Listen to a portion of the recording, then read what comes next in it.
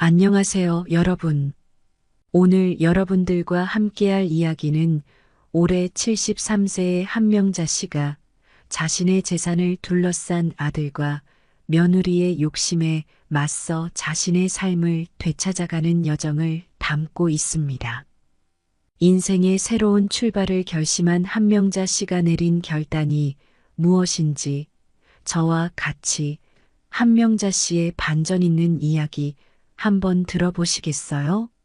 명자 씨는 아침 일찍 일어나 커튼을 걷었습니다. 창밖으로 쏟아져 들어오는 햇살은 따사로웠지만 명자 씨의 마음속 깊은 곳은 여전히 어딘가 서늘했어요. 남편이 세상을 떠난 지도 벌써 5년이 넘었지만 그가 남긴 빈자리는 마치 가을의 찬바람처럼 그녀를 외롭게 만들었어요. 매일 아침 그녀는 복지센터로 향했습니다. 그곳에서만큼은 그녀도 누군가에게 필요한 존재가 될 수 있었고 남편을 향한 외로움을 조금이나마 잊을 수 있었거든요. 복지센터에 도착하자 환하게 웃는 아이들이 명자 씨를 반겼어요. 아이들은 언제나 그녀를 할머니라 부르며 따뜻하게 맞아주었어요.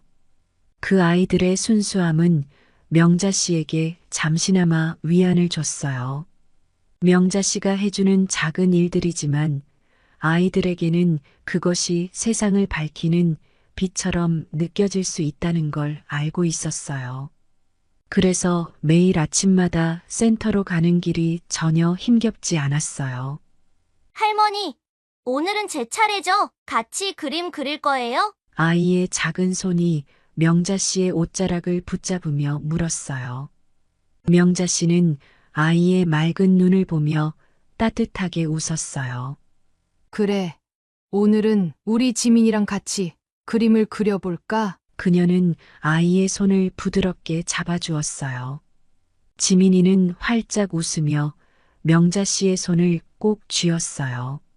제가 오늘은 할머니를 그릴래요. 할머니는 늘 저한테 따뜻하게 대해줘요. 그래서 할머니 옆에 노란색 꽃들도 같이 그릴 거예요. 명자 씨는 그 말을 듣고 마음 한구석이 짠해졌어요.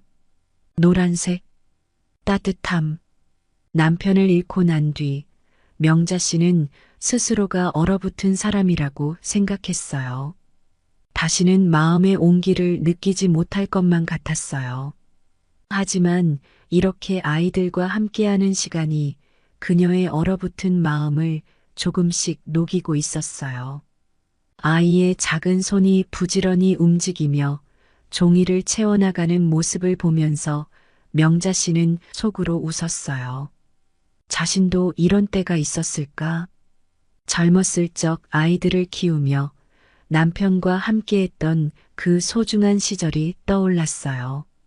그때는 모든 것이 힘들고 버거웠지만 돌아보면 그저 행복한 시간이었어요. 하지만 그 행복은 너무 빨리 사라져버렸어요. 남편이 떠난 후 아들 준혁과의 관계는 차갑게 변해버렸거든요. 아들 준혁은 겉으론 어머니 명자 씨를 챙기는 듯 했지만 어쩐지 어색하고 불편한 기운이 감돌았어요.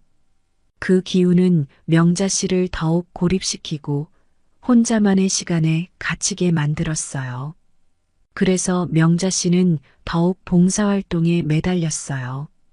적어도 이곳에서는 자신이 누군가에게 필요한 사람이라는 사실을 느낄 수 있었기 때문이었죠.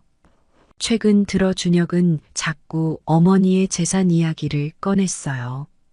사업이 계속 잘 되지 않는다며 어머니가 도와줄 수 있는지 은근히 묻기 시작했어요. 명자 씨는 처음에는 그저 자식이 어려운 일이 있으면 돕는 게 당연하다고 생각했고 큰 돈은 아니지만 이미 몇 번 도와줬던 경험이 있었어요.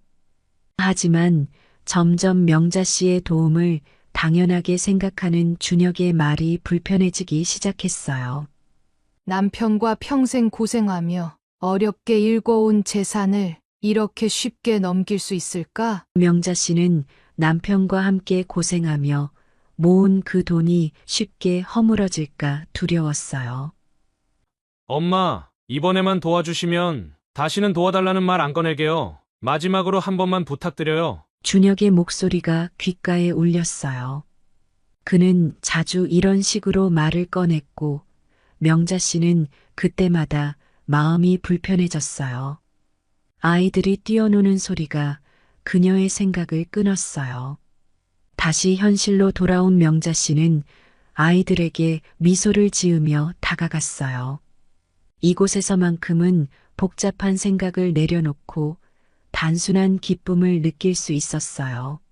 할머니, 이제 다 그렸어요. 할머니가 제일 예쁘게 나왔어요. 그래. 정말 잘 그렸구나. 할머니가 꽃 속에 있네. 그러나 명자 씨에게서 느껴지는 따뜻함은 아이들만이 느낄 수 있는 것이었을까요? 자신을 더욱 차갑게 바라보는 아들의 태도와는 너무 다르다는 걸 느꼈어요. 아들 준혁과의 대화는 계속 머릿속에 떠오르고 그가 명자 씨에게 무언가를 바라며 다가오는 모습이 자꾸만 생각났어요.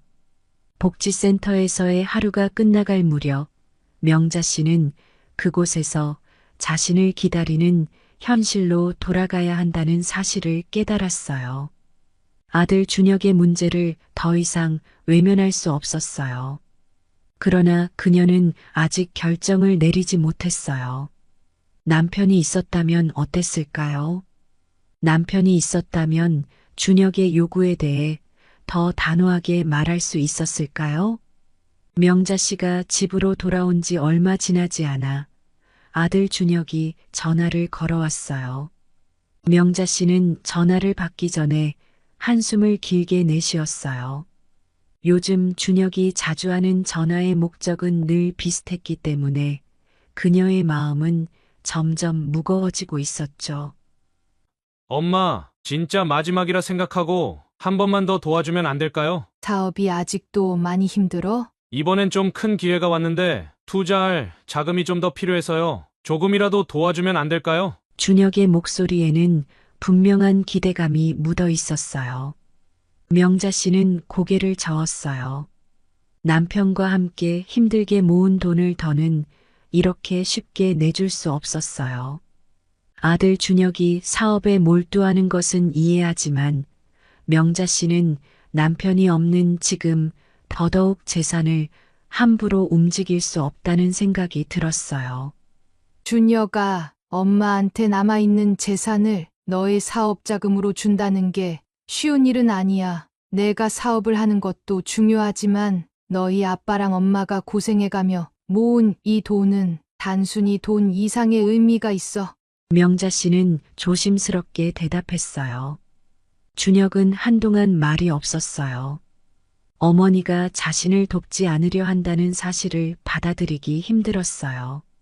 그럴 때마다 그는 어머니가 모아놓은 재산을 도대체 어디에 쓰려고 하는지 의문이 들었어요. 결국 준혁이 다시 입을 열었어요. 엄마, 솔직히 말해서 그 돈을 어디에 쓰려고 하시는지도 너무 궁금해요. 아들이 힘들다는데 조금만 더 도와주면 안 돼요? 내 사업이 정말 끝이 나게 생겼다고요. 명자 씨는 그 말을 듣고 마음이 무거워졌어요. 아들의 말이 맞을 수도 있겠다는 생각이 스쳐갔어요. 그러나 그럼에도 불구하고 남편이 했던 당부가 생각났어요. 명자 씨가 정에 약한 성격이니 아들이 재산을 달라고 해도 냉정하게 대해야 한다던 당부였어요. 이 약속이 그녀를 계속 붙잡고 있었어요. 며칠 후 준혁이네 부부가 명자 씨를 찾아왔어요. 명자 씨의 집에 도착한 아들 준혁과 며느리 지연은 어머니를 따뜻하게 맞이했지만 명자 씨는 그들의 미소 속에 숨겨진 무언가를 느꼈어요. 식사가 끝나기도 전에 준혁은 다시 사업 이야기를 꺼냈고 지연도 덩달아 말을 이어갔어요.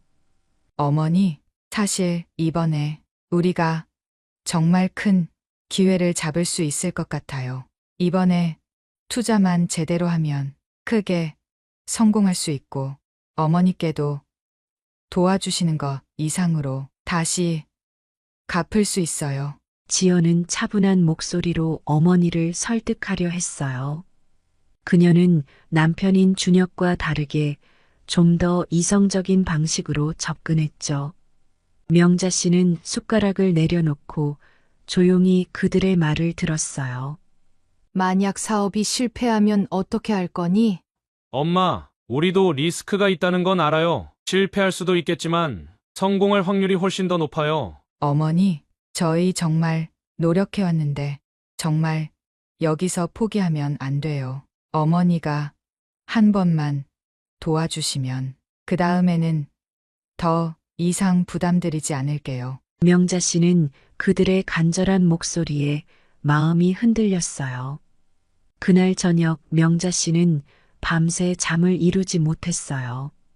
아들 부부가 간절하게 말했던 사업의 기회를 생각하며 그녀는 자신이 해야 할 선택에 대해 끝없이 고민했어요. 머릿속에는 끝없이 돌아가는 생각들로 가득했죠. 며칠 후 명자 씨는 아들 준혁의 계속되는 초대에 결국 아들 집을 방문했어요.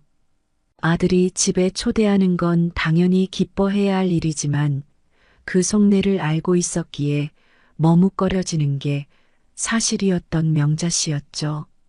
그런데 이번엔 지연의 오빠 우성이 함께 앉아 있었어요. 명자 씨는 우성을 몇 번 본 적 있었지만 그와 깊은 대화를 나눈 적은 거의 없었어요. 준혁과 지연, 그리고 우성이 마치 무언가 큰 결정을 내리려는 것처럼 진지한 표정으로 앉아 있었습니다. 어머니, 오늘은 저희가 부탁을 드리려고 어머니를 초대한 건 아니에요. 저희 오빠가 재무 관리를 하는데 어머니께 도움이 될 것 같아서 소개해 드리려고 어머니를 불렀어요. 지연이 먼저 말을 꺼냈어요. 우성은 명자 씨를 향해 가볍게 미소를 지으며 인사를 했어요. 안녕하세요, 어머님. 저번에 몇 번 인사드린 적 있죠? 오늘 어머니께 조금 도움이 되는 이야기를 드리려고 왔습니다. 명자 씨는 긴장된 표정으로 우성을 바라보았어요. 우성은 잠시 망설이다가 본론으로 들어갔어요. 사실 어머니께서 그냥 재산을 방치하고 계신 것보다 어머니께서 재산을 좀 더 체계적으로 관리하시는 게 어떨까 싶어서요. 명자 씨는 순간 그가 무슨 말을 하는지 이해하기 어려웠어요. 재산을 관리한다는 말이 정확히 무슨 뜻인지 알 수 없었어요. 재산을 관리한다는 게 무슨 말이에요? 나는 아직 그런 걸 생각해 본 적 없는데. 우성은 명자 씨의 반응을 예측한 듯이 차분하게 설명했어요. 어머님, 요즘 법적 문제나 금융적 관리가 더 복잡해졌잖아요. 재산이 있는 경우엔 미리미리 관리하는 게 훨씬 좋아요. 나중에 복잡한 일이나 위기가 생기기 전에 말이죠. 그의 목소리는 부드럽고 논리적이었지만 명자 씨는 그의 진짜 의도가 헷갈리기 시작했어요.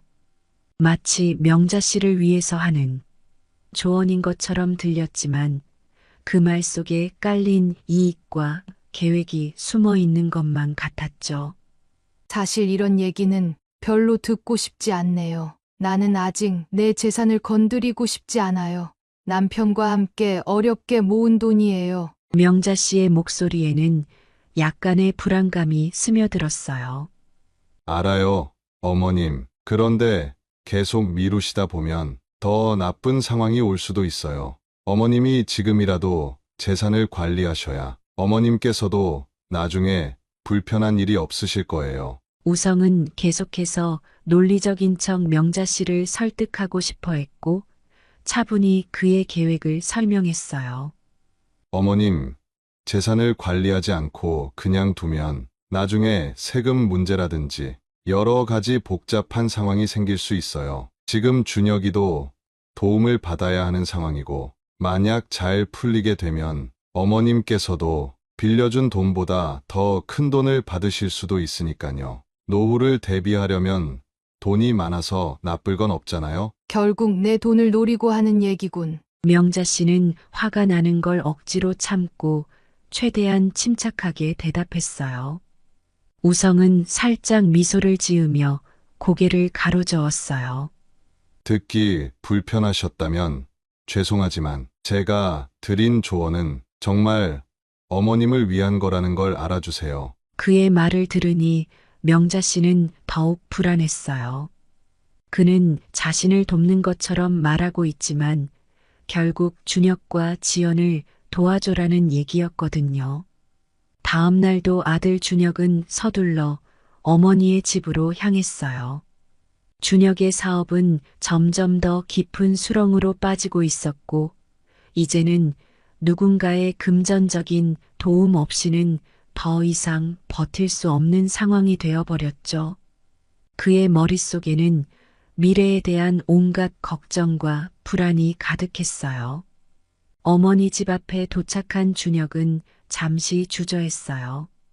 이미 몇 번이나 어머니에게 자금을 요청했지만 그때마다 어머니는 명확한 대답을 주지 않았어요. 그러나 오늘은 어떻게든 돈을 받아보겠다며 다짐을 하고 있었어요.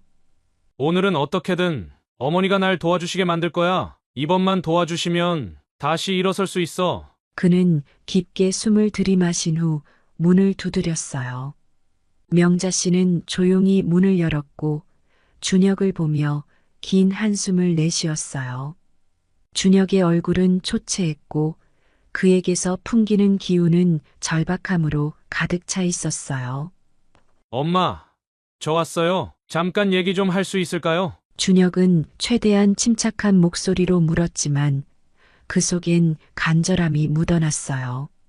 그래, 들어와라. 명자 씨는 아들의 얼굴을 보며 차분히 대답했어요. 그녀는 아들이 어떤 목적으로 왔는지 너무나도 잘 알고 있었죠.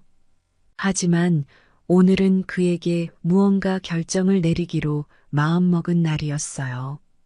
엄마, 제발 아들 좀 살려주세요. 진짜 사업이 망할 것 같아요. 아니, 사실상 망해가고 있어요. 그런데 한 번만 도와주시면 무조건 다시 살릴 수 있어요. 이번에만 도와주시면 나 정말 다시 일어설 수 있을 거예요. 명자 씨는 아들의 말을 들으며 조용히 그의 얼굴을 살폈어요. 준혁의 말에서 느껴지는 절박함은 진실이었지만 그 진실 뒤에 있는 탐욕과 이기심도 그녀는 느낄 수 있었어요. 그녀는 지금껏 아들을 위해 많은 것을 희생해 왔어요. 하지만 이번에는 달랐어요. 그녀는 더 이상 아들이 자신의 희생을 당연하게 여기지 않기를 바랐어요. 준혁아, 엄마가 그전에도 널 몇 번이나 도와줬잖니. 너도 알겠지만 그 돈은 엄마가 너희 아빠와 함께 평생을 고생해서 모은 돈이야. 내가 필요한 대로 가져다 쓸 수 있는 돈이 아니라는 말이야. 알아요, 엄마. 하지만 지금이 마지막 기회예요. 한 번만 더 도와주세요. 나 이대로 망하면 정말 끝이에요. 엄마밖에 없어요. 준혁은 마치 마지막 지푸라기를 잡으려는 사람처럼 어머니의 손을 잡았어요. 그러나 명자 씨는 고개를 저었어요. 엄마는 점점 내가 나를 이용하려 한다는 생각이 들어. 너는 돈이 필요할 때만 엄마를 찾잖아. 너가 돈 얘기 말고 엄마한테 안부라도 한번 물어본 적이 있니? 그리고 저번엔 지연이 친오빠까지 데리고 와서 엄마를 설득하려 하는 거 보고 정말 큰 실망을 했어. 너희는 내가 가진 돈에만 관심이 있는 거야. 그 순간 준혁의 얼굴이 굳어졌어요. 그는 어머니의 말을 받아들이기 힘들었어요. 엄마, 그런 말이 어디 있어요? 나는 엄마의 유일한 자식이잖아요. 물론 그 돈이 내 돈은 아니지만 그래도 결국엔 제가 물려받게 될 건데 미리 좀 도와주시면 안 돼요? 제가 다른 데 쓰겠다는 게 아니잖아요. 사업을 하다 보니 큰 돈이 들어갈 일이 생겼는데 그것만 좀 해결해 달라는데 그게 그렇게 마음에 안 드세요? 준혁아, 내가 지금 무슨 말을 하고 있는지 너 스스로 알아야 해. 너는 내 도움 없이는 못 사니? 사업을 한다는 사람이 늘 부모 도움만 받으려고 하고 나는 지금까지 내가 스스로의 힘으로 무엇을 해냈는지 본 적이 없다. 하지만 다 필요하니까 부탁을 드렸던 거죠. 준혁아, 나는 더 이상 내가 나를 이용하게 둘 수 없어. 내가 사업을 망쳤다면 그건 오로지 내 책임이야. 엄마를 너무 모진 사람이라고 생각하지는 마. 엄마는 이미 도와줄 만큼 도와줬고 더 이상 너를 위해 재산을 쓸 생각이 없다. 내 아버지와 내가 힘들게 모은 돈을 그렇게 쉽게 내가 가져가게 둘 수 없어. 준혁은 한동안 아무 말도 하지 못했어요. 그가 한동안 멍하니 앉아 있다가 갑자기 일어나며 고함을 질렀어요. 에휴, 엄마! 정말 날 이렇게 내버려둘 거예요? 나는 엄마의 아들이에요. 지금까지는 잘 도와주셨으면서 갑자기 지금 와서 왜 이러는 거예요? 그래. 당연히 넌 내 아들이지. 그렇지만 아들이라는 이유로 너에게 모든 걸 줄 수는 없어. 내가 나를 위해 한 게 뭐가 있니? 넌 언제나 내 돈만 노리고 있었어. 준혁은 화가 치밀어 올랐어요. 어머니의 냉정한 태도는 그에게 더 큰 상처가 되었습니다. 그는 더 이상 어머니의 말에 귀 기울이지 않고 방에서 나가버렸어요. 몇 달 후 준혁은 결국 파산 신고를 하고 집에 들어왔어요. 준혁은 그 순간에도 사업 실패의 책임을 어머니 명자 씨에게로 돌리고 있었습니다. 자신의 능력 부족이 아닌 어머니가 자신을 안 도와줘서 자신의 사업이 실패했다 믿고 있었어요. 풀이 죽어 집에 들어온 그를 보며 지연이 조용히 말했어요. 그녀의 목소리는 냉정했습니다. 준혁 씨, 이제 우리도 끝인가 봐요. 당신이 더 이상 가족을 먹여 살릴 능력이 없으면 나도 당신이랑 함께 할 순 없어요. 준혁은 지연의 말을 듣고 더 큰 충격을 받았어요. 지연 씨, 지금 절 버리고 떠나겠다는 거예요? 이제 우리가 할 수 있는 게 없잖아요. 나는 이렇게 살 수 없어요. 죽어도 가난하게 살긴 싫다고요. 지연은 더 이상 그와 함께할 수 없다는 것을 인정했어요. 준혁은 완전히 혼자가 되었어요. 그는 자신이 모든 것을 잃었다는 사실을 깨닫고 절망했어요. 어머니도 아내도 사업도 모두 그의 손을 떠나갔어요. 남은 것은 자신이 감당할 수 없는 빚뿐이었습니다. 명자 씨는 여전히 매일 아침 봉사활동을 위해 복지센터로 갔습니다. 매일 이곳을 찾는 이유는 단순히 시간을 보내기 위해서가 아니었어요. 남편을 떠나보내고 난 후 아들과의 갈등이 계속해서 커져만 가는 상황 속에서 명자 씨는 자신이 정말 필요한 곳이 이곳이라고 느끼기 시작했어요. 이곳에서 그녀는 삶의 의미를 찾고 있었죠. 복지센터에 있는 아이들은 어려운 상황 속에 놓여 있는 존재들이었고 그들의 눈에는 현실에 대한 불안과 미래에 대한 기대가 교차하고 있었어요. 아이들은 명자 씨에게 애정을 표현했고 그녀도 그 아이들에게서 무언가 새로운 기운을 느꼈어요. 명자 씨는 그 아이들을 보며 자신도 모르게 따뜻한 미소를 짓곤 했어요. 할머니 오늘도 우리랑 놀아줄 거죠? 아이 중 한 명이 밝게 웃으며 명자 씨를 향해 뛰어왔어요. 물론이지. 오늘은 뭘 하고 싶니? 명자 씨는 아이의 작은 손을 잡으며 부드럽게 물었어요. 아이들은 명자 씨와 함께 시간을 보내는 것을 무척 좋아했어요. 그들의 눈에 비친 명자 씨는 마치 가족 같은 존재였어요. 비록 피가 섞이지 않은 사람들이었지만 이곳에서의 시간은 그녀에게 또 다른 가족을 만들어 주었죠. 명자 씨는 그들과 함께하면서 점점 더 중요한 사실을 깨닫기 시작했어요. 자신의 재산이 단지 아들 준혁을 위해 쓰여야 할 필요가 없다는 것이었어요. 그녀는 이곳에서 만난 아이들이나 사회적 약자들이야말로 그 재산이 가장 필요한 이들이라는 생각을 하게 되었어요. 내가 가진 재산이 이 아이들에게 쓰인다면 그들의 삶은 조금 더 나아질 수 있지 않을까? 명자 씨는 마음속으로 스스로에게 질문을 던졌어요. 아들 준혁을 도와줄수록 준혁은 명자 씨의 도움을 당연하게 생각했고 더 큰 요구만을 했어요. 반면 이곳의 아이들은 작은 도움 하나에도 세상을 다 가진 것처럼 환하게 웃었어요. 한 아이가 다가와 명자 씨의 손을 꼭 잡았어요. 할머니, 우리랑 여기서 계속 있을 수 있어요? 그 순간 명자 씨는 그 아이의 질문이 자신에게 큰 울림으로 다가왔어요. 이 아이들이야말로 나의 재산이 필요하구나. 그녀는 속으로 그렇게 생각했어요. 그리고 마음 한구석에서 그간 미뤄왔던 결심이 확고해졌어요. 자신의 재산이 이 아이들의 미래를 위한 밑거름이 될 수 있음을 깨달은 순간이었어요. 그날 밤 명자 씨는 잠들기 전에 오랜 생각에 잠겼어요.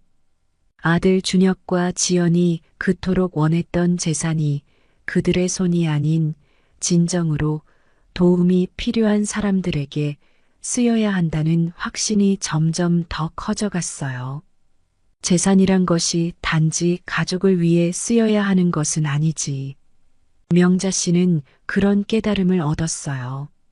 재산은 당연히 자식들에게 물려줘야 되는 것이 아니라 누군가의 삶을 바꾸는 도구가 될 수 있다는 사실을 깨닫게 되었죠. 그녀는 이 아이들과 사회적 약자들에게 더 많은 도움을 주기 위해 자신이 가진 재산을 기부하는 것이 옳다고 생각하게 되었어요. 그녀는 즉시 변호사 김수정에게 전화를 걸어 약속을 잡았어요. 며칠 후 명자 씨는 변호사 사무실로 향했어요. 변호사 김수정은 남편이 생전에 사업을 했을 때 남편의 법률 문제를 도와줬던 신뢰할 수 있는 사람이었어요. 그녀는 명자 씨가 가진 복잡한 상황을 잘 이해하고 있었고 늘 실질적이고 확실한 조언을 해주는 사람이었죠. 오늘의 만남도 명자 씨에게는 매우 중요한 순간이 될 것이었어요. 사무실에 도착하자 김수정 변호사가 반갑게 명자 씨를 맞이했어요. 어머님, 오랜만입니다. 오늘은 어떤 일로 오셨나요? 그녀는 명자 씨의 얼굴에 깃든 결연한 표정을 보며 무언가 큰 결심을 한 것임을 느꼈어요. 수정 씨, 이번엔 정말 중요한 얘기를 하려고 왔어요. 명자 씨는 조용히 자리에 앉으며 입을 열었어요. 그녀는 단호한 표정으로 변호사에게 상황을 설명하기 시작했어요. 내가 재산을 기부하려고 해요. 아들에게도 며느리에게도 더 이상 물려줄 게 없어요. 그들이 나를 이용하려는 건 이제 더 이상 참을 수 없어요. 김수정은 명자 씨의 말에 놀라면서도 그녀의 결단을 존중하는 눈빛으로 고개를 끄덕였어요. 어머님, 그 결정 정말 큰 결심이시네요. 어떻게 도와드리면 될까요? 명자 씨는 자신의 결심이 얼마나 중요한지 다시 한번 마음속으로 되새기며 말을 이어갔어요. 내가 그동안 우리 아들과 며느리를 위해 많은 걸 해줬어요. 하지만 이제는 어떤 것도 주고 싶지 않아요. 그들은 내 돈만 바라고 있지. 나를 진심으로 생각하지 않아요. 그래서 내 재산을 그들에게 물려주지 않고 사회에 기부하고 싶어요. 김수정은 명자 씨의 눈빛에서 그동안 쌓였던 모든 감정들을 읽을 수 있었어요. 아들과의 끊임없는 갈등, 그 속에서 자신을 지키기 위해 싸워온 시간이었죠. 그녀는 명자 씨가 얼마나 힘들었을지 충분히 이해했어요. 어머님, 재산을 기부하신다는 결정 정말 본받을 만한 훌륭한 선택입니다. 그리고 아드님과 며느리분이 아닌 사회에 기부하실 수 있는 절차를 알려드릴게요. 그리고 아드님과 며느리분이 어머니 재산에 접근하지 못하는 법적인 방법도 설명드릴게요. 명자 씨는 김수정의 말을 듣고 안도했어요. 그녀는 이제 아들 부부의 탐욕에서 완전히 벗어날 수 있다는 생각에 마음이 한결 가벼워졌어요. 네. 그게 제가 원하는 거예요. 제 재산이 부디 좋은 곳에 쓰였으면 좋겠어요. 김수정은 빠르게 계획을 설명하기 시작했어요. 우선 어머님이 기부하실 재산을 어떻게 나눌지 결정하셔야 해요. 기부할 재산의 대상도 정해야 하고 그에 맞춰 법적 절차를 밟아야 합니다. 그리고 아드님과 며느님이 어머님께 다시 접근하지 못하도록 유언장을 준비하고 재산을 철저히 관리할 방안을 마련하겠습니다. 명자 씨는 고개를 끄덕였어요. 그래요. 그렇게 해주세요. 나는 더 이상 그들에게 무언가를 물려줄 생각이 없어요. 김수정은 명자 씨의 결심을 존중하며 문서 작업을 시작했어요. 그녀는 명자 씨가 사회에 기부할 절차를 빠르게 처리하기 위해 필요한 서류를 준비하고 관련 기관과의 협의를 시작했어요. 명자 씨는 김수정의 일을 믿고 맡길 수 있었어요. 그동안 그녀가 도와준 법적 절차가 늘 완벽했기 때문이었죠. 며칠 후 명자 씨는 다시 김수정을 만나러 갔어요. 기부 절차는 빠르게 진행되고 있었고 변호사는 명자 씨에게 모든 것이 순조롭게 진행되고 있다고 말해 주었어요. 어머님, 이제 모든 준비가 거의 끝났습니다. 아드님과 며느님이 접근할 수 없도록 법적 차단 절차도 마련했고 기부 절차는 곧 완료될 겁니다. 명자 씨는 김수정의 말을 듣고 마음이 놓였어요. 이제 아들과의 갈등이 끝났다는 생각에 해방감을 느꼈어요. 정말 고마워요. 수정 씨, 이제 나는 더 이상 누구에게도 휘둘리지 않을 거예요. 김수정은 따뜻하게 웃으며 명자 씨에게 말했어요. 어머님, 이제는 정말 마음 편하게 지내셔도 됩니다. 제가 끝까지 도와드릴 테니 걱정 마세요. 명자 씨는 사무실을 나서며 이제 자신이 새로운 삶을 살 준비가 되었음을 느꼈어요. 그녀는 완전히 새로운 삶을 시작할 수 있을 거라는 생각에 마음이 한결 가벼워졌어요. 한편 아들 준혁은 결국 사업이 실패하고 아내 지연마저 준혁을 떠나며 모든 걸 잃어버렸어요. 그리고 그제서야 자신이 어머니에게만 의지하려 했고 어머니를 단순히 돈으로만 봐왔다는 후회와 죄책감이 밀려오고 있었죠. 모든 걸 잃게 되니 그제서야 어머니의 따뜻한 품이 그리워졌던 준혁이었습니다. 준혁은 완전히 망가진 상태로 어머니 명자 씨를 다시 찾아왔어요. 그에게 남은 것은 막대한 빚과 절망뿐이었어요. 그는 더 이상 어디에도 의지할 곳이 없었어요. 이제 마지막으로 남은 사람은 오직 어머니 명자 씨뿐이었죠. 하지만 그에게는 어머니에게 다가가는 것이 그 어느 때보다 어려운 일이었어요. 그동안의 잘못을 어떻게 사과해야 할지조차 막막했기 때문이에요. 그는 어머니 집 앞에 도착해 잠시 문 앞에서 멈춰 섰어요.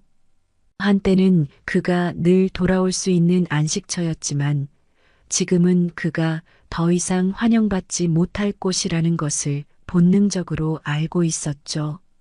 하지만 어떻게든 지금까지의 본인의 잘못을 뉘우치며 진심으로 어머니께 죄송하다 용서를 구하고 싶었어요. 문을 두드리며 그는 속으로 수없이 생각했어요. 어머니가 날 용서해 주실까? 마지막으로 한 번만 더 나를 믿어 주실까? 그의 마음속은 불안과 기대가 교차했어요. 문이 열리고 명자 씨가 나타났을 때 준혁은 그녀의 얼굴을 보자마자 눈물을 쏟아냈어요. 엄마, 나 이제 정말 갈 데가 없어요. 엄마밖에 없어요. 준혁은 떨리는 목소리로 말했어요. 그는 차마 어머니의 눈을 마주할 수 없었어요. 그래서 고개를 숙인 채 어머니의 발 앞에 무릎을 꿇었어요. 명자 씨는 그를 내려다보며 한숨을 쉬었어요. 아들의 절박한 모습이 그녀의 마음을 아프게 했지만 그동안 그가 보여준 행동들이 떠오르며 마음이 복잡해졌어요. 준혁아, 내가 일이 된 것이 참 마음 아프구나. 하지만 엄마는 이제 너를 도와줄 돈이 없어. 엄마한테 남은 재산은 좋은 곳에 쓰기로 했단다. 명자 씨의 목소리는 차분했지만 그 속에는 단호함이 묻어 있었어요. 엄마, 오늘은 그냥 이때까지 해. 제 행동을 용서받고 싶어서 찾아왔어요. 근데 엄마, 재산을 좋은 곳에 쓰겠다는 건 무슨 말이에요? 차분히 용서를 구하는 것 같던 준혁이 갑자기 의아한 목소리로 들었어요. 그는 순간 인상을 찌푸리고 있었고 손은 떨리고 있었어요. 엄마한테 남은 재산을 엄마가 봉사활동하던 복지센터에 기부하기로 했어. 힘들고 어려운 아이들의 미래를 위해 쓰기로 결심했단다. 준혁아, 만약 내가 정말 돈 때문에 엄마를 찾아온 게 아니라면 엄마는 언제든지 너의 잘못들을 용서해 줄 수 있어. 준혁은 명자 씨의 말에 큰 충격을 받았어요. 분명 용서를 구하러 찾아온 준혁이었지만 자신은 도와주지 않았으면서 생판 모르는 남한테 재산을 기부한다는 말에 분노가 치솟기 시작했어요. 엄마! 어떻게 그럴 수가 있어요? 엄마가 그때 저한테 돈을 좀 줬으면 사업이 이렇게 망하지도 않았을 거고 지연이도 저를 떠나지 않았을 거예요. 어떻게 하나뿐인 아들을 외면하고 피 한 방울 안 섞인 남을 도와주신다는 말이에요? 명자 씨는 그를 외면한 채 고개를 저었어요. 준혁아, 내가 다시 돈 얘기를 꺼낸다면 엄마가 너를 다시 받아들일 수 없어. 그동안 내가 보여준 행동들을 생각해봐. 너는 나에게 한 번도 진심을 보여준 적이 없었어. 늘 돈에만 집착했지. 준혁은 더 이상 말을 잇지 못했어요. 그동안의 잘못들이 생각이 나기도 했지만 분명 자신을 배신한 것만 같은 어머니 명자 씨의 행동에 큰 분노와 서운함이 밀려오기도 했어요. 여전히 자신의 잘못이 무엇인지 진심으로 깨닫고 있진 못했죠. 엄마! 물론 내가 잘못한 것도 있겠지만 엄마도 그렇게 해서는 안 됐던 거예요. 이제 다 끝났다는 것만 아세요. 다시는 엄마 찾아오지도 않을 거고 엄마도 제 얼굴 보실 일 없을 거예요. 그의 목소리에는 이미 분노와 절망이 깃들어 있었어요. 명자 씨는 그런 아들의 모습을 보면서도 마음이 흔들리지 않았어요. 그녀는 그가 여전히 진정으로 변하지 않았다는 것을 알고 있었어요. 준혁아, 엄마가 마지막으로 너에게 충고 하나 해줄게. 너의 인생은 너 스스로 헤쳐나가야 하는 거야. 이제는 내가 스스로 일어나야 할 때야. 준혁은 그 말을 듣고 완전히 무너졌어요. 이제 그는 모든 것을 잃은 상태였어요. 가정도 사업도 그리고 어머니와의 관계마저도. 명자 씨는 준혁의 무너지는 모습을 보며 마음이 아팠지만 그녀는 더 이상 그에게 도움을 줄 수 없다는 것을 확신했어요.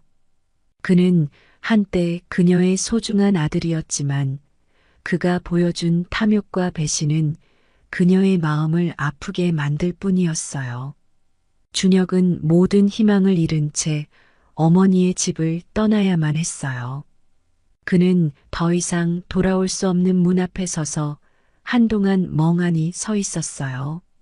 어머니가 자신을 완전히 거부했다는 사실이 가슴 깊이 와닿았고 그는 더 이상 그 문을 두드릴 용기조차 잃었어요. 명자 씨는 아들이 떠나는 모습을 보며 속으로 눈물을 삼켰어요. 그녀는 아들이 무너지는 모습을 보며 마음이 아팠지만 더 이상 아들에게 이용당하지 않고 어려운 사람들을 돕기로 한 자신의 결정을 후회하진 않았어요. 오히려 옳은 결정을 내렸다고 생각하고 있었죠. 명자 씨는 아들과의 마지막 대화를 끝낸 후 변호사 김수정과 다시 만났어요. 오늘은 그동안 준비해왔던 기부 절차를 마무리하는 날이었죠. 그녀는 오랜 갈등과 고민을 끝내고 마침내 자신이 해야 할 일을 완수하게 되었어요. 그녀는 오랜 시간 동안 아들과 며느리의 탐욕과 욕심에 시달려왔지만 이제는 그들로부터 완전히 벗어났어요. 마치 억눌렸던 감정들이 한순간에 풀리는 것 같았어요. 수고 많았어요. 수정 씨, 이제 나는 더 이상 그들에게 휘둘리지 않겠어요. 김수정은 고개를 끄덕이며 말했어요. 어머님, 이제 진정으로 어머님만의 삶을 사셔도 됩니다. 이 결정을 내리신 건 정말 대단하신 일이에요. 명자 씨는 변호사와의 마지막 절차를 마치고 사무실을 떠나며 자신의 마음이 얼마나 가벼워졌는지를 새삼 실감했어요. 더 이상 누구에게도 묶이지 않고 자신만을 위한 삶을 살겠다고 다짐했죠. 며칠 후 명자 씨는 남편이 머물러 있는 추모공원을 찾아갔어요. 그곳은 그녀에게 언제나 위안과 평안을 주는 곳이었어요. 남편과 함께했던 시간들이 그리웠고 그와의 추억이 그녀를 항상 지탱해 주었어요. 여보, 나 큰 결정을 내렸어요. 더 이상 아들 때문에 힘들어하지 않을 거예요. 어려운 사람들을 돕고 나도 나만의 삶을 살기로 했어요. 그녀는 남편에게 모든 것을 털어놓고 나니 더욱 마음이 가벼워졌어요. 그녀는 이제 더 이상 가족의 욕심이나 갈등에 얽매이지 않고 오롯이 자신만을 위한 결정을 내릴 수 있게 되었어요. 그 순간 그녀는 스스로가 강해졌다는 것을 느꼈어요. 여보, 이제 나도 자유로워요. 당신이 항상 말하던 대로 남은 인생 정말 행복하게 살아볼게요. 그날 저녁 명자 씨는 조용히 차를 마시며 혼자만의 시간을 보냈어요. 창밖을 보며 그녀는 자신이 해온 여정을 떠올렸어요. 아들과의 갈등, 남편과의 이별, 그리고 봉사활동을 통해 얻은 깨달음까지 그 모든 과정이 그녀를 지금의 결정을 내리게 이끌었어요. 자신만의 삶을 살기로 했죠. 명자 씨는 차를 한 모금 마시며 속삭였어요. 이제는 내가 원하는 대로 내 삶을 살 거야. 어려운 사람들에게 도움이 되는 삶, 그리고 평화롭고 자유로운 삶을. 그녀는 다시 창밖을 바라보며 미소 지었어요. 더 이상 누구에게도 휘둘리지 않고 더 이상 과거의 상처에 묶이지 않는 삶이 그녀 앞에 펼쳐져 있었어요. 지금까지 한명자 씨의 사연을 들어주신 여러분들께 감사의 말씀을 전합니다. 갈등과 고난 속에서 스스로의 길을 선택하고 마침내 마음의 평화와 자유를 찾아가는 이야기가 우리 구독자들에게도 큰 울림이 되었기를 바랍니다. 다만 한 가지 의문이 남는 점이 있다면 기부를 결정한 한명자 씨의 결정이 과연 옳은 선택이었는지 아니면 아들을 도와주는 게 옳은 선택이었는지 여러분들의 생각이 궁금합니다. 댓글로 여러분들의 생각을 자유롭게 남기고 다른 구독자분들과 의견을 나눠보셨으면 좋겠습니다. 영상을 종료하시기 전 구독과 좋아요, 알람 설정까지 부탁드리며 앞으로도 더 재미있고 여러분들의 삶에 도움이 될 수 있는 이야기를 나눌 수 있기를 기대합니다. 저는 그럼 다음 영상으로 여러분을 찾아뵙겠습니다. 감사합니다. 여러분 안녕하세요. 오늘 들려드릴 사연은 올해 75세가 된 최명수 씨와 올해 72세가 된 안정희 씨 부부의 사연입니다. 부모로서 자식을 위해 헌신해온 명수 씨와 정희 씨, 그들에게 무심했던 아들 준호와 며느리 지연의 태도로 인해 명수 씨와 정희 씨는 깊은 상처를 받게 됩니다. 결국 자식들을 향한 기대를 내려놓고 처절한 복수를 계획하는 명수 씨와 정희 씨 부부의 이야기. 한번 들러주실래요? 어느 늦은 저녁 시간이었어요. 부엌에서는 정희 씨가 아들 준호에게 줄 음식을 만들며 분주하게 움직이고 있었습니다. 앞치마를 허리에 동여맨 그녀는 익숙한 손놀림으로 냉장고 속 재료들을 꺼냈습니다. 김치, 된장, 불고기, 잡채. 하나하나 준비할 때마다 정희 씨의 마음은 복잡했습니다. 이번 서울 방문이 유난히 기대되면서도 마음 한편에선 묘한 불안감이 스며들었기 때문이에요. 내가 만들어준 음식들을 우리 준호가 좋아해주면 참 좋을 텐데. 정희 씨는 혼잣말처럼 중얼거리며 채소를 손질했어요. 그녀는 자주 내려오지 못하는 아들 준호에게 예전처럼 챙겨주지 못하는 것이 아쉽다고 늘 생각을 했었죠. 그래서 직접 서울에 올라가는 이번만큼은 정성스럽게 음식을 준비하고 싶었습니다. 정희 씨는 한참 동안 고기 양념을 버무리며 아들의 어린 시절을 떠올렸어요. 아침마다 책가방을 메고 학교에 가던 그 모습, 학교에서 돌아와 배고프다고 투정하던 모습들이 떠올랐습니다. 준호가 대학에 가던 날도 생생했죠. 그가 서울로 떠나던 날, 정희 씨는 마음이 벅차올랐지만 동시에 아쉬움도 밀려왔어요. 그때부터 자식이 조금씩 멀어질 거라는 걸 어렴풋이 느꼈기 때문일까요? 하지만 그때는 그런 감정을 차마 인정하지 못하고 그저 아들이 더 나은 삶을 살기만을 바랬어요. 대학생이었던 아들 준호가 고향 집에 들렀다. 다시 서울에 올라가는 날이면 늘 정희 씨는 손수 만든 반찬을 싸주며 이렇게 말했었죠.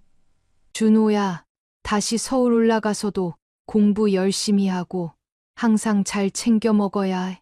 배고프면 공부도 못해. 그리고 준호는 그 음식을 받아들고는 네, 엄마 잘 먹을게요. 라며 미소 지었어요. 그 미소가 얼마나 고맙던지. 정희 씨는 그때를 떠올리며 잠시 멈춰서서 눈시울을 붉혔어요. 그때처럼 지금도 이렇게 열심히 준비한 음식들이 우리 아들에게 따뜻한 위로가 되면 좋을 텐데. 그녀는 다시 손을 움직여 양념을 마무리했고 다음 요리를 준비하기 시작했어요. 그리고 보름 전 아들 준호와 나눴던 통화 내용이 떠올랐어요. 엄마 이번에 아빠랑 서울 올라오시면 제가 잘 챙겨드릴게요. 걱정 마시고 마음 편하게 올라오세요. 저희 집에 빈 방이 하나 있는데 거기서 엄마 아빠 주무실 수 있도록 잘 준비해 놓을게요. 그래, 준호야. 너희 집에서 오랜만에 가족들끼리 따뜻한 밥 한 끼 먹고 우리 며느리 지연이하고도 다 같이 모여서 즐거운 시간을 보내자꾸나. 정희 씨는 차곡차곡 음식을 통에 담으며 작은 기대를 품고 있었어요. 앞으로 어떻게 될지는 모르지만 우리 아들 얼굴을 더 자주 볼 수 있었으면 좋겠어. 그녀는 손끝으로 음식을 다듬으며 간절한 마음으로 서울로의 여정을 준비했어요. 다음 날 이른 아침, 명수 씨와 정희 씨는 짐을 챙기고 서울로 가기 위한 준비를 마쳤어요. 작은 여행 가방에는 정희 씨가 직접 만든 반찬들이 가득했어요. 그들은 설레면서도 긴장된 마음을 감추지 못했죠. 기차 시간이 다가오자 두 사람은 서둘러 집을 나섰어요. 여보, 시골에서 살다 서울에 올라가려고 하니 조금 긴장되는 것 같은데 그래도 준호가 알아서 우리 잘 챙겨주겠지? 정희 씨는 아들에 대한 기대가 섞인 목소리로 물었어요. 명수 씨는 짐을 들며 조용히 대답했어요. 그래, 준호가 잘 챙겨주겠다고 했으니 큰 걱정은 안 해도 될 거야. 그도 아들이 약속한 대로 부모를 잘 모실 거라는 기대를 품고 있었습니다. 정희 씨는 명수 씨의 대답에 살짝 미소 지었어요. 아들 집에서 같이 따뜻한 밥도 먹고 아들네 부부와 서울 구경을 하며 함께 즐거운 시간을 보낼 수 있기를 간절히 바라고 있었죠. 서울역에 도착하자 두 사람은 아들에게 전화를 걸었어요. 준호야, 우리 방금 서울역에 도착했어. 앞에서 기다리고 있는다더니 안 보이네? 지금 어디야? 정희 씨가 조심스럽게 물었어요. 엄마 미안한데 오늘 마중 못 나갈 것 같아요. 일단 제가 근처 호텔에 예약해뒀으니까 저녁 때까지 거기서 쉬고 계세요. 정희 씨는 순간 당황했어요. 호텔이라고? 너 많이 바쁘면 저녁 때까지 너희 집에 짐 좀 풀고 거기서 기다리고 있으면 안 될까? 엄마가 너랑 지연이 먹으라고 음식까지 해왔는데. 그녀는 너무 혼란스러웠지만 최대한 차분하게 말을 이어나갔어요. 그러자 아들 준호가 짧게 한숨을 쉬며 대답했어요.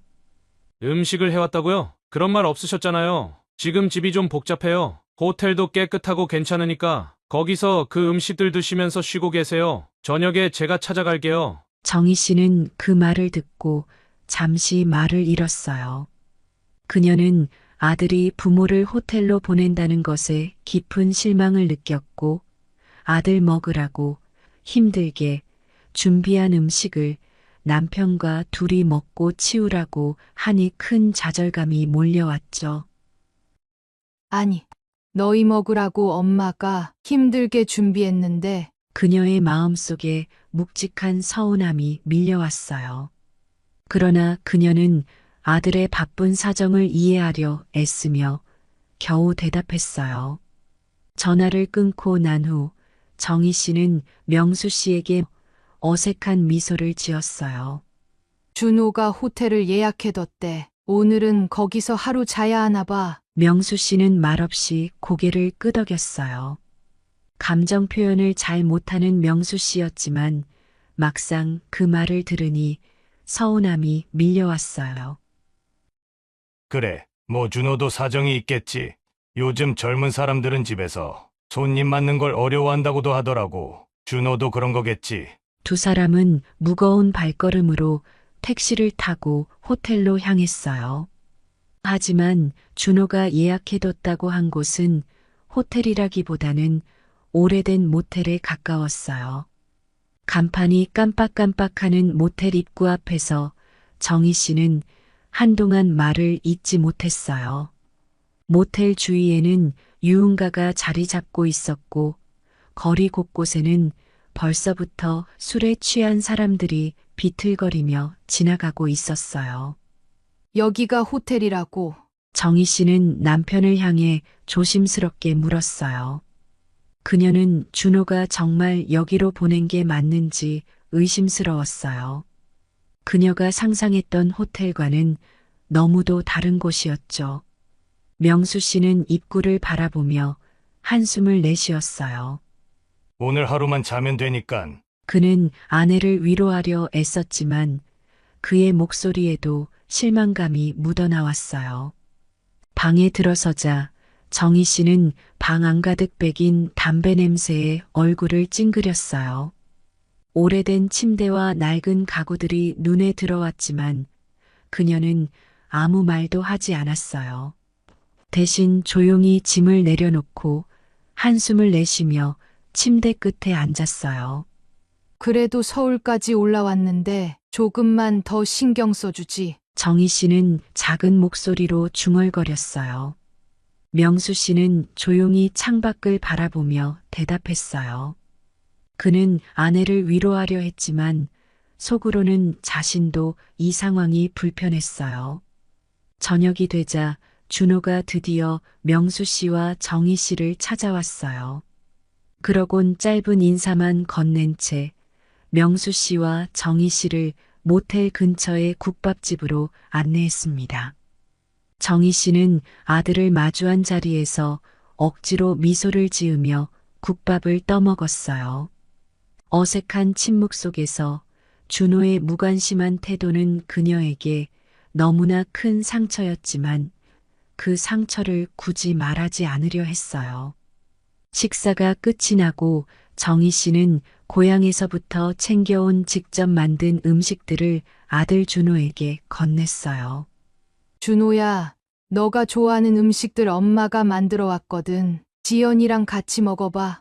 오늘은 일단 제가 예약해드린 호텔에서 하루 주무세요. 내일 제가 다시 연락드릴게요. 정희 씨가 준비한 음식을 건네받으면서도 감사하단 말 한마디 없는 아들의 태도에 애써 감추려 했던 상처들이 조금씩 커져갔던 정희 씨였습니다. 그저 속으로 아들의 무관심을 씹어 삼켰어요. 식사를 마치고 나서도 준호는 서둘러 자리를 뜨고 호텔 앞까지 배웅도 하지 않은 채 곧장 집으로 돌아간 준호 씨였습니다. 그날 밤 정희 씨는 쉽사리 잠들지 못했어요.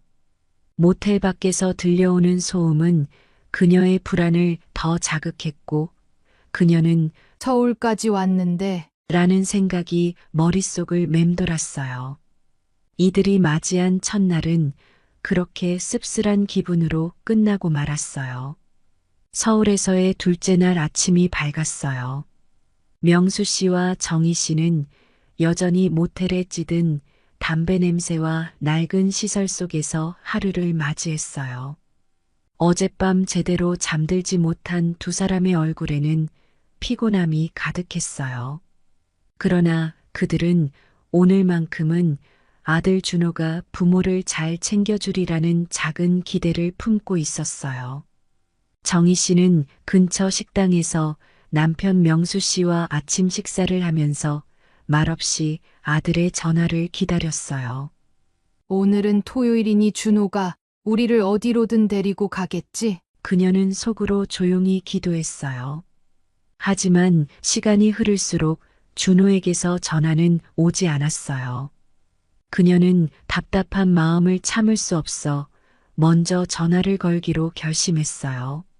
준호야, 오늘 몇 시쯤 볼 생각이야? 엄마는 서울 구경 안 해도 좋으니까 그냥 내 집에 가서 너랑 지연이랑 같이 이야기 나누면서 따뜻한 밥 한 끼만 먹을 수 있으면 좋을 것 같은데. 정희 씨가 조심스럽게 물었어요. 그녀는 아들 집에서의 시간을 기대하고 있었어요. 명수 씨와 정희 씨 명의로 된 빌라에서 아들네 부부가 행복하게 사는 모습을 지켜보고 싶었기 때문이에요. 하지만 준호의 대답은 차갑고 무심했어요. 엄마, 오늘도 저녁에 그냥 밖에서 식사하는 게 더 나을 것 같아요. 정희 씨는 아들의 말을 듣고 가슴이 철렁 내려앉는 듯 했어요. 오늘도 그녀는 순간 말을 잇지 못했어요.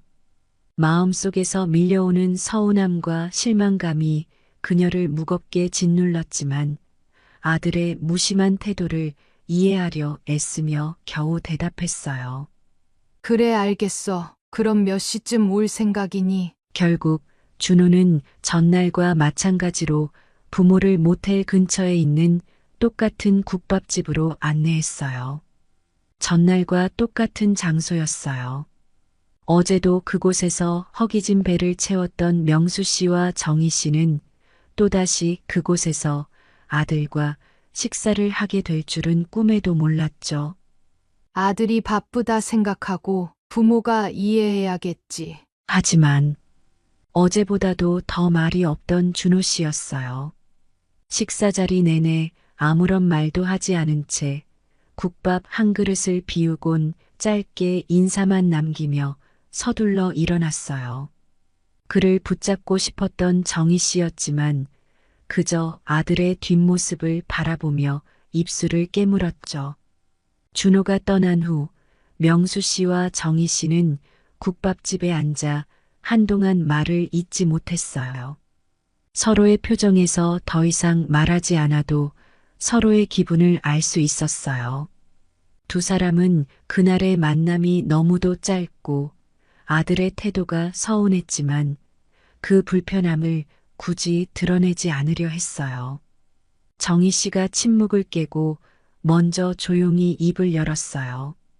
이게 다 우리 기대가 너무 커서 그런 걸까? 준호도 바쁘긴 하겠지. 그런데 서울까지 온 부모를 어떻게 집에 한번 초대를 안 할 수가 있는 건지. 아무리 요즘 세대들이 우리 때와는 다르다고 하지만 그러니깐 말이야. 아무리 시대가 달라졌다곤 하지만 그는 아내를 위로하려 했지만 그의 목소리에도 어딘가 쓸쓸함이 배어 있었어요.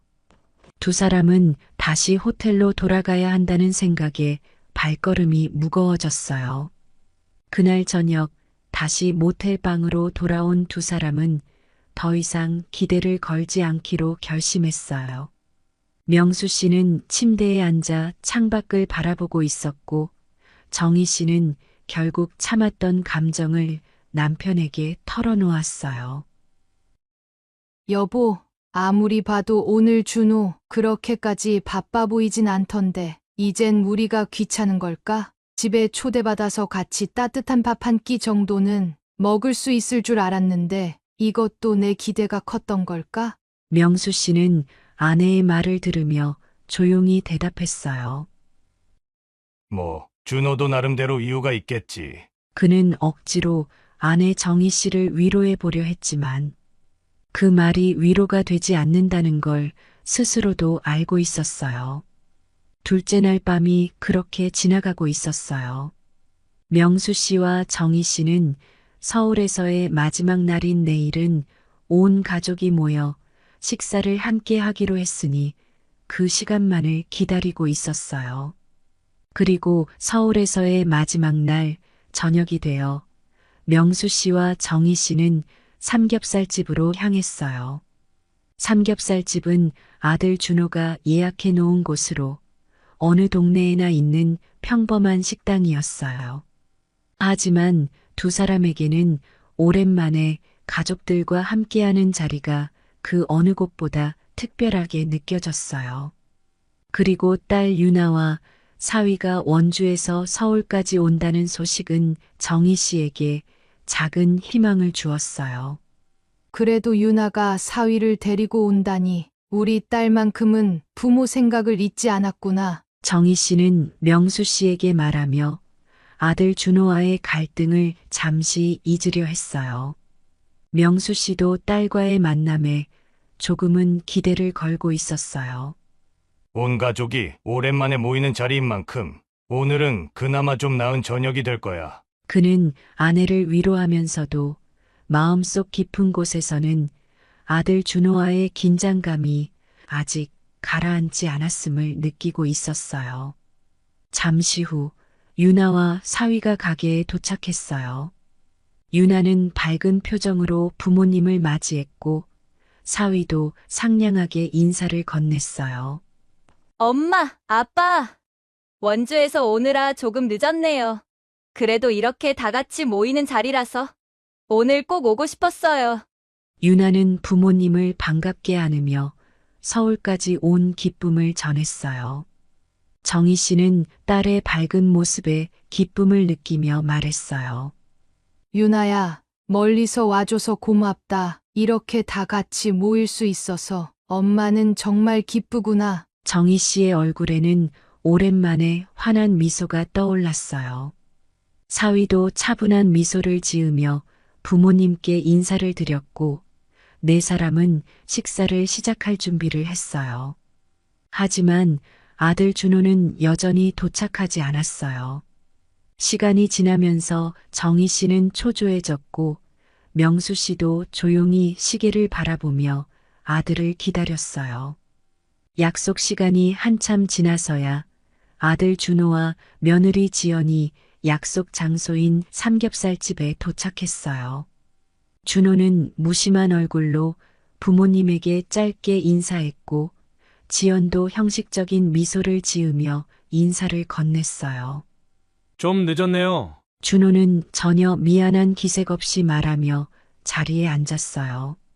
정희 씨는 아들의 무뚝뚝한 태도에 마음이 조금 상했지만 가족이 다 같이 모인 자리인 만큼은 갈등을 일으키고 싶지 않았어요. 괜찮아, 준호야. 오늘 오랜만에 가족끼리 모였으니 즐거운 시간 보내자꾸나. 그녀는 애써 미소를 지으며 분위기를 풀어보려 했어요. 식사가 시작되자 가족들은 자연스레 대화를 이어갔지만 분위기는 다소 어색했어요. 유나와 사위가 대화를 이끌며 부모님과 이야기를 나누었지만 준호와 지연은 대화에 별다른 관심을 보이지 않았거든요. 그들의 태도는 여전히 형식적이고 무심했죠. 정희 씨는 그 어색한 분위기를 더 이상 참지 못하고 조심스럽게 말을 꺼냈어요. 준호야, 우리가 이번에 서울에 왔어. 내 집에 한 번도 못 갔네. 엄마랑 아빠가 사놓은 집에서 너희가 어떻게 지내나 참 궁금했거든. 그리고 너희 집에서 오순도순같이 따뜻한 밥 한 끼 먹을 수 있었으면 좋았을 텐데. 그녀의 목소리에는 깊은 서운함이 담겨 있었어요. 그 말을 들은 순간 식탁 위의 공기는 차갑게 변했어요. 준호는 어머니 정희 씨의 말을 듣고 눈살을 찌푸리며 대답했어요. 엄마, 그냥 아들이랑 며느리가 잘 살고 있다 생각하면 되지. 뭘 구경을 하러 온다는 거예요? 밥도 그냥 밖에서 사 먹으면 편하잖아요. 그렇게 아들 집에서 밥을 얻어먹고 싶으세요? 정희 씨는 그 말에 마음이 무너져 내리는 듯한 기분을 느꼈어요. 너는 어떻게 엄마를 이렇게 서운하게 만들 수 있어? 엄마랑 아빠가 널 위해서 월세 한 번 안 받고 집을 빌려주고 있는데 그 집에서 너희가 사는 모습을 보고 싶다는 게 잘못된 거야? 그리고 엄마가 많은 걸 바랬어? 비싼 음식을 사달라 한 것도 아니잖아. 그냥 너희 집에서 같은 식구끼리 따뜻한 밥 한 끼 하고 싶다는데 그게 그렇게 힘든 일이니? 그녀는 점점 더 울먹이는 목소리로 말을 이었어요. 준호는 어머니의 말을 듣고 짜증 섞인 표정으로 대답했어요. 엄마 아빠 입장만 생각하지 마시고요. 그래서 뭐 저희한테 월세 안 받으시니까 엄마랑 아빠를 그만큼 대접해달라는 거예요. 두 분 생각만 하지 마시고 며느리 지연이 생각도 좀 해보세요. 지연이가 불편하다잖아요. 지연이가 불편하다는데 제가 엄마 아빠 편을 들 수 있겠어요? 전 당연히 지연이 편을 들어야죠. 그 순간 유나가 참지 못하고 오빠에게 화를 내기 시작했어요. 오빠, 진짜 너무한 거 아니야? 부모님이 이렇게까지 서운해 하시는데 말을 꼭 그딴 식으로 해야겠어?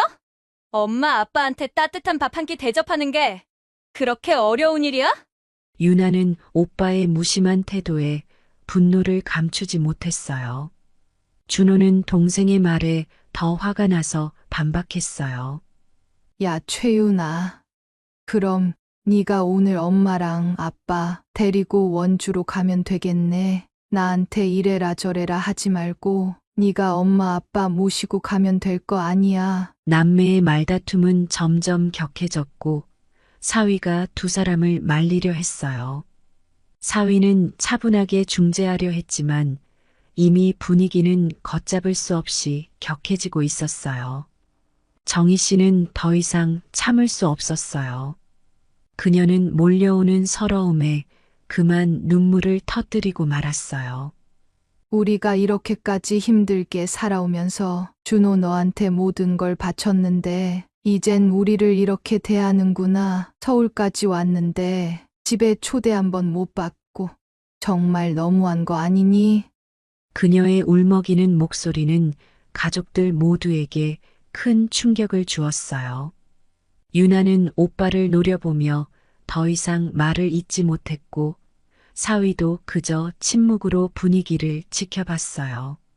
명수 씨는 그동안 쌓인 분노를 더 이상 참을 수 없었어요. 그는 아내의 눈물과 아들의 무관심한 태도를 보며 폭발할 것만 같았어요. 그동안 참고 참았던 감정이 이제는 터질 것만 같았죠. 준호야! 명수 씨는 크게 외치며 식탁을 내리쳤어요. 모두가 놀라서 그를 쳐다보았어요.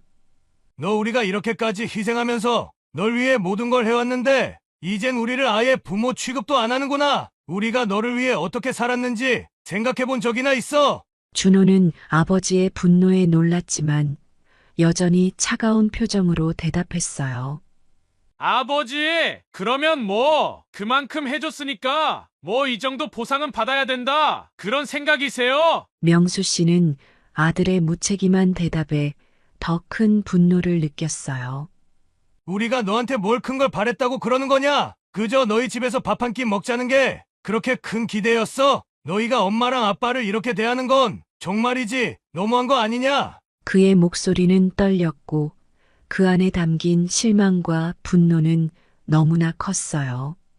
삼겹살집에서의 갈등이 폭발한 그날 밤, 명수 씨와 정희 씨는 서울의 숙소로 돌아가는 길 내내 무거운 침묵 속에 빠져 있었어요. 가게에서의 싸움은 그들의 가슴 속에 오랫동안 억눌렸던 분노를 끌어내는 계기가 되었지만 동시에 그들에게 깊은 상처를 남겼어요. 부모와 자식 간의 관계가 완전히 틀어져 버렸다는 것을 실감한 그날 밤, 그들은 더 이상 아무런 기대도 할 수 없다는 것을 깨달았죠. 숙소로 돌아온 정희 씨는 침대에 주저앉아 한숨을 내쉬었어요. 우리가 왜 이렇게 됐을까? 그녀는 스스로에게 물었어요. 준호의 냉담한 태도와 무심함은 그녀를 더욱 힘들게 만들었죠. 명수 씨는 말없이 창밖을 바라보며 손을 꽉 쥐었어요.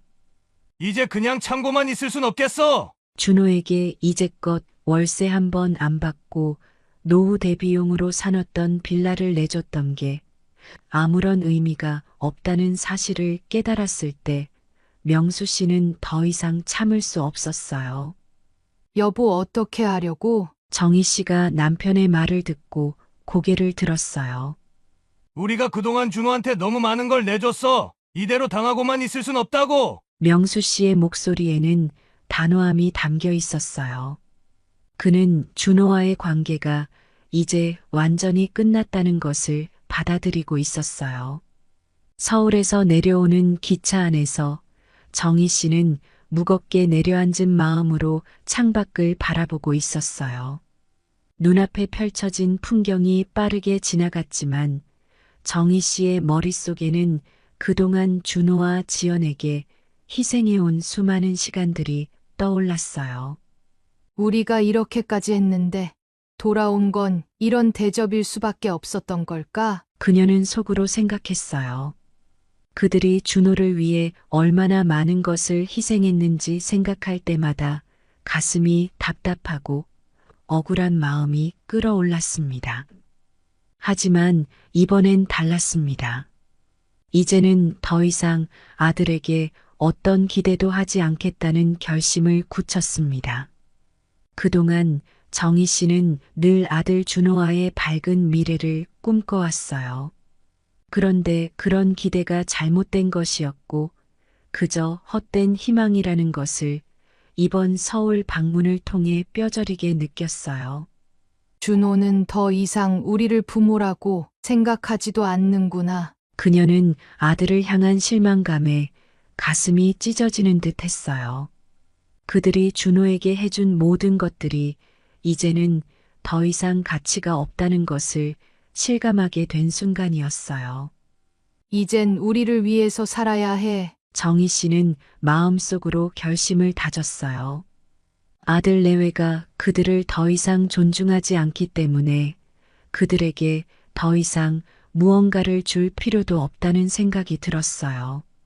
평생 자식을 위해 살았던 그들의 삶이 이제는 자신들을 위한 삶으로 바뀌어야 한다는 사실을 확신하게 되었죠. 옆에 앉은 명수 씨도 비슷한 생각을 하고 있었어요. 그는 한숨을 내쉬며 조용히 창밖을 바라보았어요. 내가 자식한테 이런 대접을 받을 줄이야. 그는 아내 정희 씨와 마찬가지로 이번에는 결코 물러서지 않기로 다짐했어요. 여보, 이번엔 진짜야. 더는 참지 않을 거야. 이제 우리가 해야 할 걸 해야지. 정희 씨가 작은 목소리로 말을 꺼내자 명수 씨는 고개를 끄덕였어요. 두 사람의 마음은 이미 굳게 닫혔어요. 그들은 더 이상 준호와 지연에게 휘둘리지 않기로 했고 그 결단을 실행할 준비도 되어 있었습니다. 기차가 고향역에 도착할 즈음 두 사람의 마음은 그 어느 때보다도 단단해졌어요. 명수 씨는 손에 들고 있던 휴대폰을 들어 아들 준호에게 전화를 걸었어요.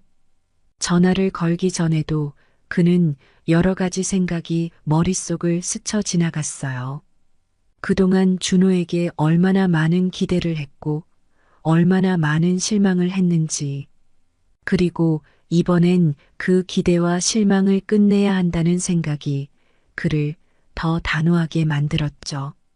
준호야, 명수 씨는 차가운 목소리로 말을 꺼냈어요. 아들이 처음 듣는 냉정한 목소리였을 거예요. 그동안 부모로서의 자상함과 따뜻함을 잃지 않으려 했던 명수 씨였지만 이번만큼은 그럴 수 없었어요. 그동안 그 집에서 공짜로 잘 지냈지? 이제 그 집을 비워야겠다. 그리고 내 엄마가 너한테 빌려준 돈도 이번 달 말까지 한 푼도 빠짐없이 갚아라. 준호는 갑작스러운 요구에 당황했어요. 그의 목소리에는 혼란과 불안이 섞여 있었어요. 아버지가 갑자기 왜 이런 말을 하는지 여전히 이해하지 못했어요. 그는 머뭇거리며 대답했어요. 아버지, 어제 그 일 때문에 그러세요? 우리 보고 그 집에서 나가라고요? 그리고 엄마한테 빌렸던 돈은 제가 여유가 생기면 그때 갚기로 했잖아요. 준호는 그동안 부모님이 항상 자신을 이해하고 기다려줄 것이라고 믿고 있었어요. 그가 실수를 해도 부모님은 결국엔 그를 받아주고 다시 용서해 줄 것이라 생각했죠. 하지만 이번엔 달랐습니다. 그의 머뭇거림은 아버지에게 더 큰 실망을 안겼고 그 실망은 아버지를 더욱 단호하게 만들었어요. 그때 며느리 지연이가 옆에서 전화기를 가로채며 준호 대신 대답했어요. 그녀의 목소리는 불쾌함과 분노가 담겨 있었죠. 아버님! 세입자를 그렇게 쉽게 내쫓을 수 있는 줄 아세요? 저희도 법적으로 보호받을 권리가 있어요. 그런 걸 모르고 이런 말씀을 하시는 건 아니죠? 지연의 말투는 뻔뻔함이 가득했어요. 그녀는 시부모님이 자신들을 나가라고 할 권리가 없다고 확신하고 있었고 자신들의 권리가 법적으로 보호받을 것이라고 믿고 있었죠. 그녀는 조금도 두려워하지 않았고 오히려 시부모님을 비웃듯이 말을 던졌어요. 명수 씨는 아들의 머뭇거림과 며느리의 뻔뻔한 태도에 분노가 치밀어 올랐지만 그는 차분하게 말을 이었어요. 너희가 무슨 말을 하든 상관없다. 이번 달 말까지 집을 비워야 한다. 이건 최후 통첩이야. 우리도 더 이상 너희를 봐줄 마음은 없다. 그는 말을 끝내고 더 이상 대화를 이어갈 이유가 없다는 생각에 곧바로 전화를 끊었어요. 전화를 끊고 나서도 그의 가슴은 뛰고 있었어요. 하지만 후회는 없었습니다.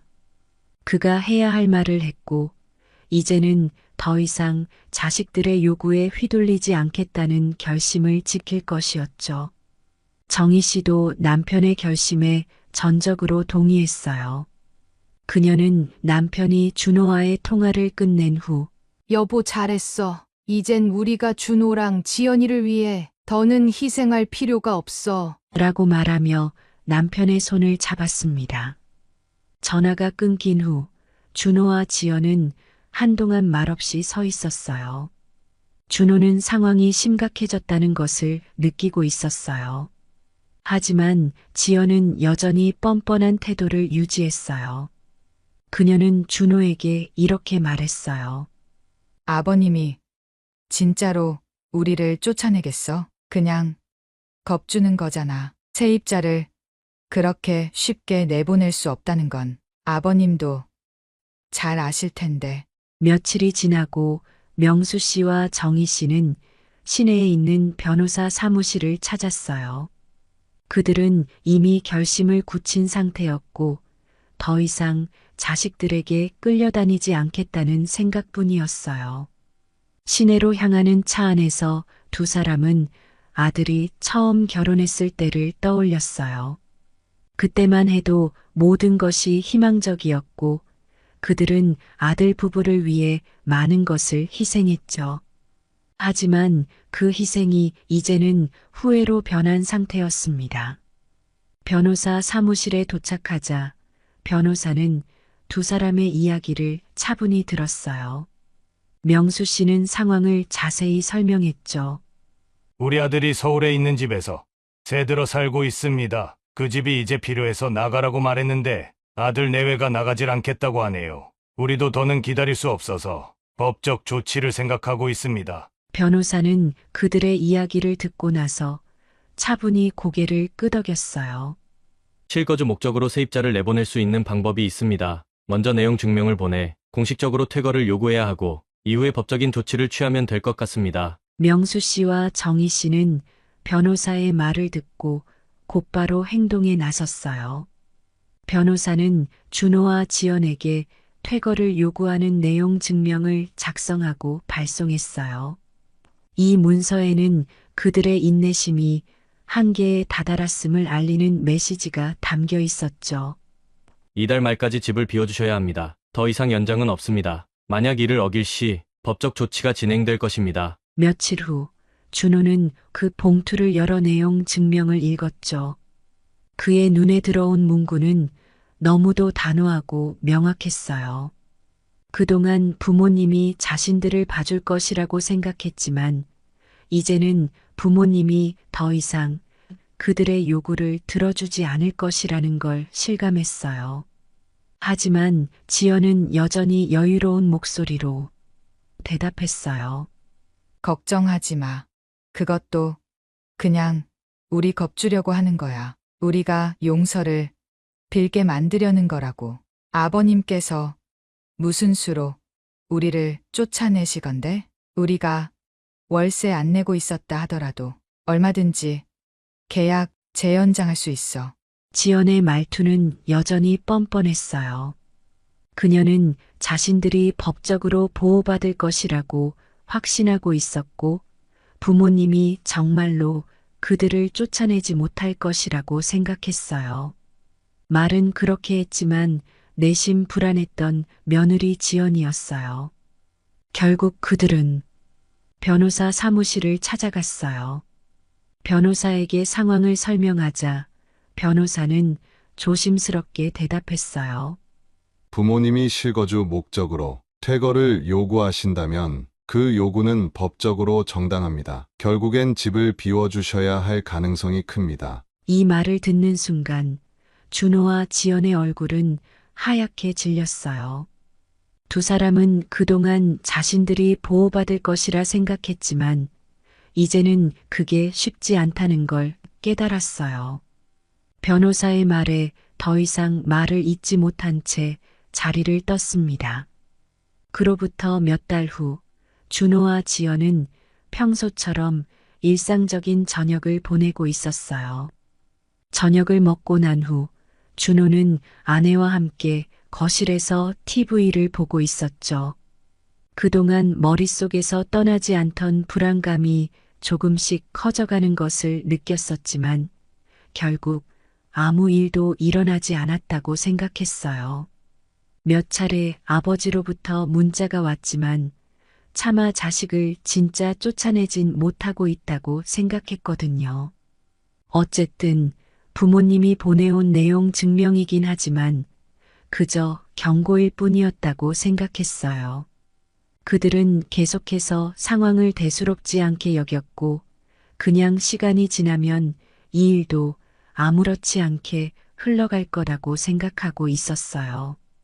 그러나 다음 날 오후 준호는 우체부로부터 등기 서류를 건네받았을 때 뭔가 잘못되었다는 것을 직감했어요.